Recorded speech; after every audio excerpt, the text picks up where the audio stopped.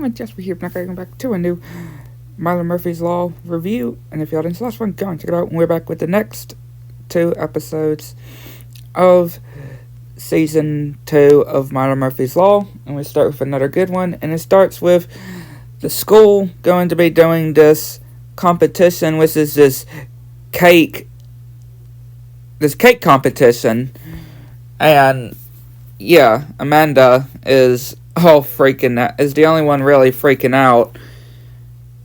And yeah, we see the host, which again, she's freaking out on it, which yeah, you can clearly tell that she is a big fan of this. So, and of course, Murphy's Law happens. Milo gets trapped on this banner and gets swung into the ceiling fan, but ending up landing safely next to Amanda.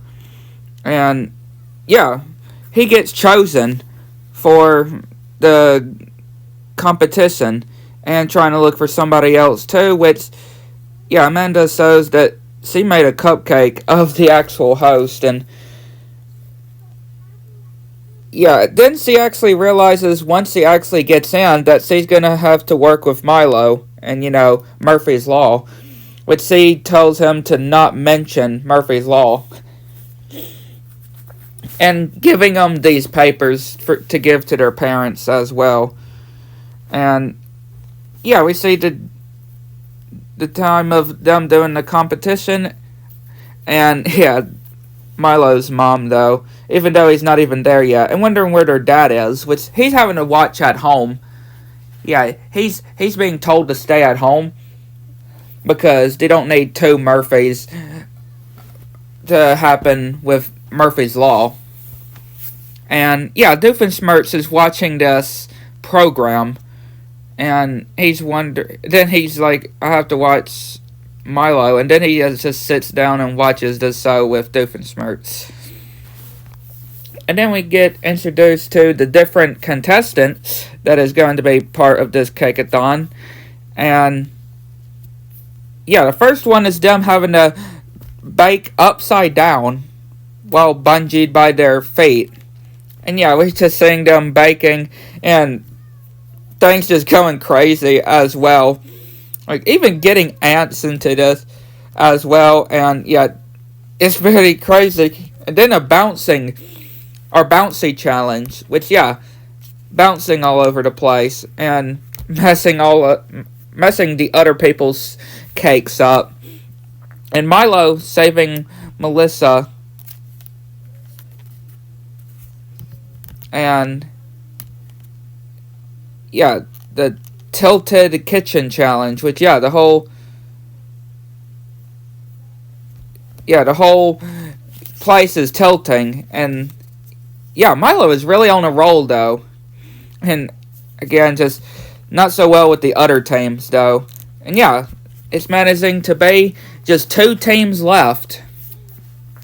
And yeah, that raccoon comes again and takes the remote, which Milo's dad chases it to the backyard, and it dumps it into the water, and it keeps changing the channel outside. And Doofenshmirtz gets this ray that will just teleport him to some part of town, and yeah, hits Milo's dad instead. And yeah, he gets to the cake-a-thon competition, and we see this last challenge that they have to do to win.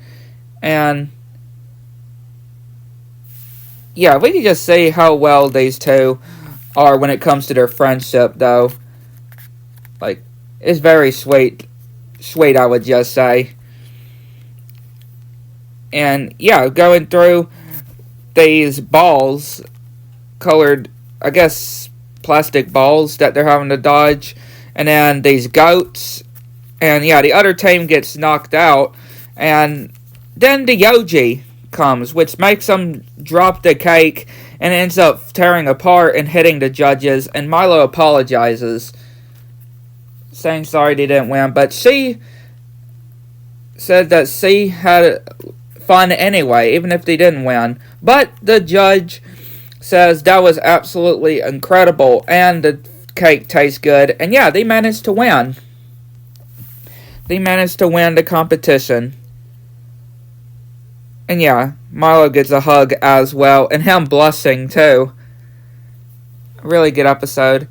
And then we go to the next one, which is another Krill hunter with that Tucker guy actor, and showing this new, after that 14th one with those remote control, vehicles that we saw from the last time. The casters, like the makers of this Krill Hunter series, so franchise, they're wanting to replace all the guys with girls instead. And yeah, of course, Tucker is not so happy about this, since, he's been in all of these movies, and now they're replacing them with girls now, the cast. It's like doing Itchy and Scratchy. Remember Itchy and Scratchy? They did a whole replacing it with girls instead, and Bart and all the boys were all against it. And remember on, what was it? I know another thing, did the same thing.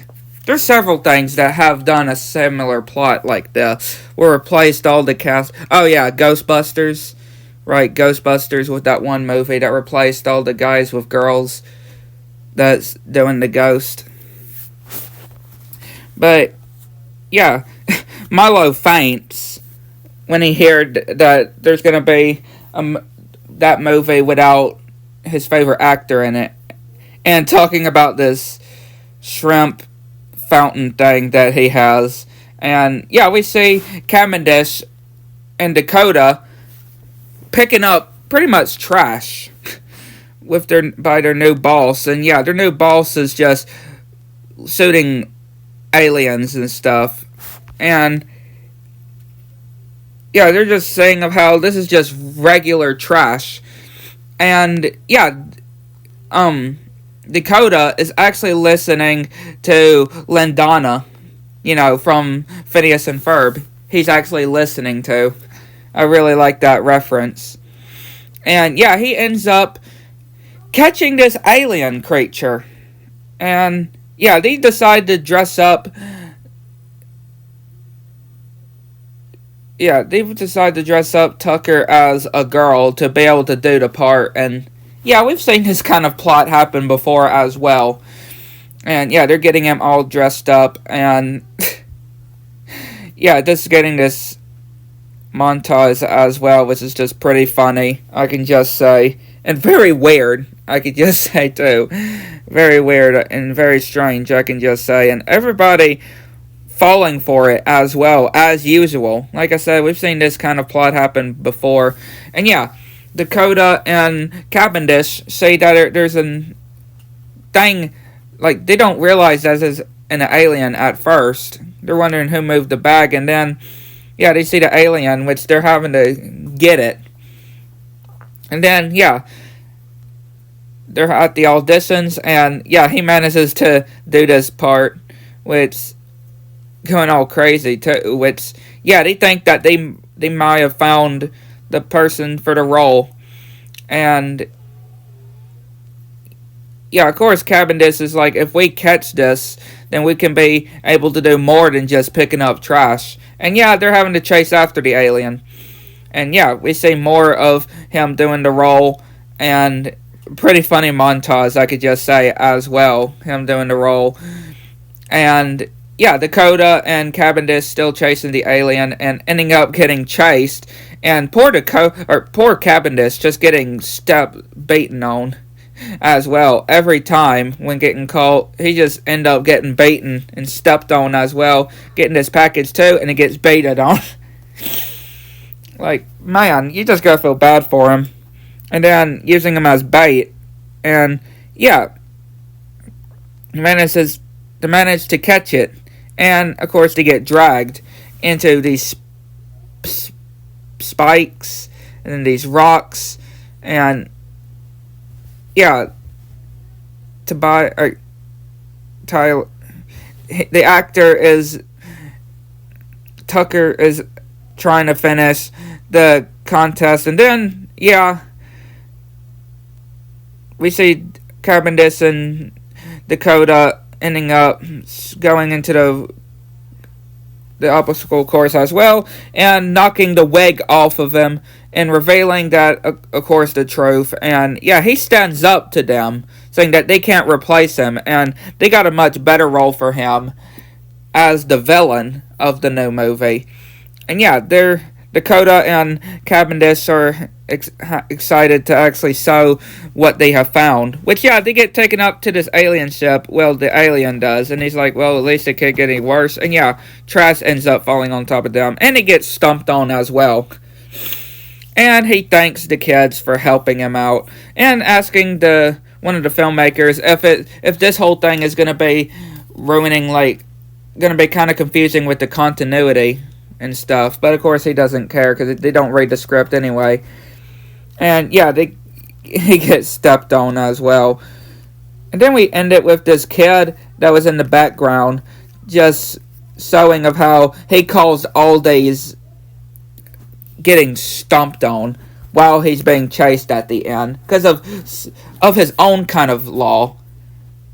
Chaos that happens. This is pretty funny. Yeah, another good episode. I'd like to know what you think. Catch you next one.